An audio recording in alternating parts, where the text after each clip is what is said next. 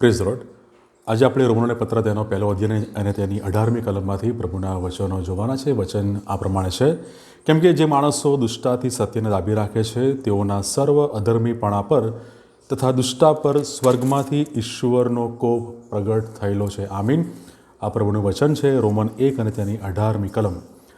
આજના શાસ્ત્ર પાઠમાંથી આપણે જે પ્રભુનું વચન જોવા માગીએ છીએ એ તો છે ઈશ્વરનો કોપ અને તેના અલગ અલગ પ્રકારો. તેના વિશે આજે આપણે પ્રભુના વચનોમાંથી જોવા માંગીએ છીએ. ઈશ્વરનો કોપ એ આવવા પાછળના મુખ્યત્વે 3 કારણો આપણે જોઈ શકીએ છીએ. સૌથી પહેલું કારણ માણસોની દુષ્ટતા. માણસોની દુષ્ટતાને લીધે ઈશ્વરનો કોપ એ આવે છે. અને બીજી બાબત છે કે માણસો એ સત્યનો એ જાણે કે તિરસ્કાર કરીને, સત્યને દાબી દઈને એ લોકો અસત્યને એ સોંપાય છે, અસત્યને પસંદ કરે છે. આ બીજું કારણ. અને ત્રીજું કારણ છે કે એ જે માણસો છે તે સર્વ લોકો ઉપર અધર્મીપણા, મનુષ્યનું જે અધર્મીપણું છે તેના લીધે પણ ઈશ્વરનો કોપ આવે છે. અને આ રીતે મુખ્યત્વે 3 બાબતો જોઈ શકીએ છીએ: દુષ્ટતા, અને જે અસત્ય, અને ત્રીજી બાબત છે અધર્મીપણું. એના લીધે ઈશ્વર મનુષ્ય પર એ કોપ મોકલે છે. અને રોમન 1 અને 18 કહે છે કે સ્વર્ગમાંથી ઈશ્વરનો કોપ પ્રગટ થયેલો છે. અને કોપના જે આપણે અલગ અલગ પ્રકારો જોઈએ તો કોપના એ અલગ અલગ પ્રકારો આપણે પવિત્ર શાસ્ત્રમાંથી જોઈ શકીએ છીએ. સૌથી પહેલો જે પ્રકાર છે એ છે સાર્વકાલિક ક્રોધ, સાર્વકાલિક કોપ, જેને બાઇબલ નરક કહે છે. અને જેને પ્રકટીકરણ 20મો અધ્યાય 11થી 15માં અગ્નિની ખાઈ કહે છે. માથીના 25મા અધ્યાયની 41થી 46મી કલમમાં સાર્વકાલિક અગ્નિ કહે છે. અને માર્ક 9મો અધ્યાય તેની 42થી 48 કલમમાં તેને નર્કમાં ન હોલવાનાર અગ્નિ તરીકે એને ઉલ્લેખવામાં આવેલું છે. સૌથી પહેલો પ્રકાર છે સાર્વકાલિક ક્રોધ, સાર્વકાલિક કોપ અથવા શાશ્વત કોપ. બીજો જે પ્રકાર છે એ પ્રકાર છે એ અંત સમયમાં પ્રગટ થનાર ઈશ્વરનો કોપ.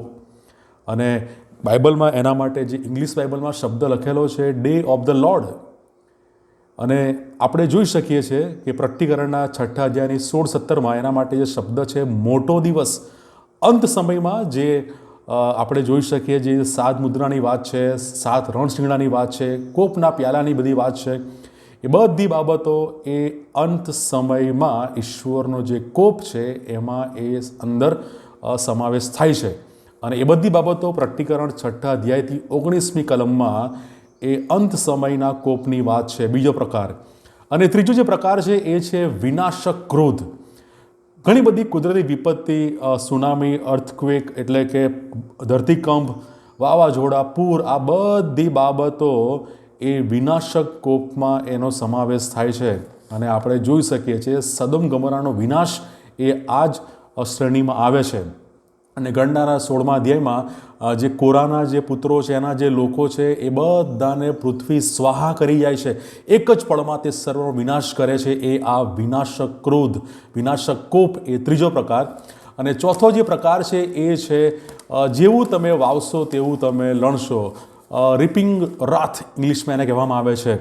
એટલે કે જેવી તમારું કાર્ય છે એવું જ એ સામે એ ઈશ્વરની પ્રતિક્રિયા આવે છે. અને એ બાબત અનાનિયા અને સાફીરામાં આપણે જોઈ શકીએ છીએ. પ્રેરિતોના કૃત્યો તેના 5મા અધ્યાયમાં જેવું તેમણે જૂઠું બોલ્યું, જેવું તેમણે એ શિષ્યોની સામે અને ઈશ્વરની સામે એ લોકો અસત્ય ઉચ્ચાર્યું અને તરત એમનો નાશ થાય છે. જેવું તેમણે કર્યું તેવું જ તેમને થયું. એ તેમનો ચોથો પ્રકાર કોપનો. અને 5મો પ્રકાર છે ઈશ્વર એ ત્યાગ કરે છે, ઈશ્વર એ છોડી દે છે. એના માટે આપણે રોમનોને પત્ર તેનો પહેલો અધ્યાય 18થી જે 32 કલમ છે એ 18થી 32 કલમમાં 24મી કલમમાં એક શબ્દ લખેલો છે અપવિત્રતાને સોંપી દીધા. પછી 26મી કલમમાં જે શબ્દ જે લખેલો છે એ અધમ મનોવિકારોને સ્વાધીન કર્યા. અને 28મી કલમના છેલ્લા ભાગમાં લખેલું છે ભ્રષ્ટ બુદ્ધિને સ્વાધીન કર્યા. આ બધી બાબતોમાં ઈશ્વર એ મનુષ્યને અપવિત્રતાને જાણે કે સોંપી દે છે. ઈશ્વર એ જાણે કે એમને છોડી દે છે, અપવિત્રતાને સોંપી દે છે. અધમ મનોવિકારો છે એમને એ સ્વાધીન કરે છે. અને ભ્રષ્ટ બુદ્ધિને એ ત્યાં સ્વાધીન કરે છે. આ બધી બાબતોમાં ઈશ્વરનો જે ત્યાગ છે એ આપણે જોઈ શકીએ છીએ કોપના રૂપમાં. અને આ 5મો પ્રકાર.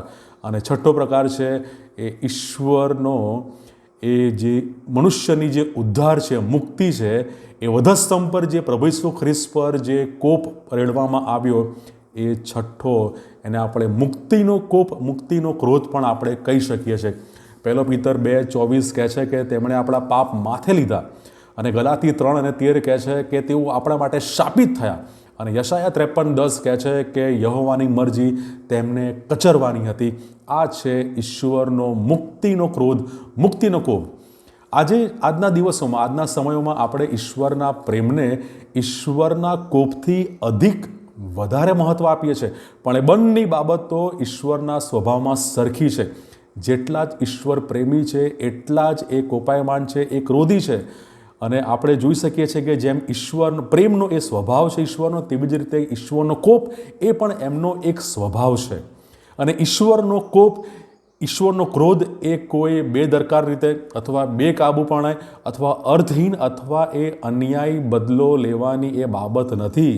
એ ઈશ્વરનો એ કોપ, એ જેટલા પ્રેમને આપણે માનીએ છીએ એટલું જ આપણે એ ઈશ્વરના કોપને પણ આપણે માનવું જોઈએ, સ્વીકારવું જોઈએ.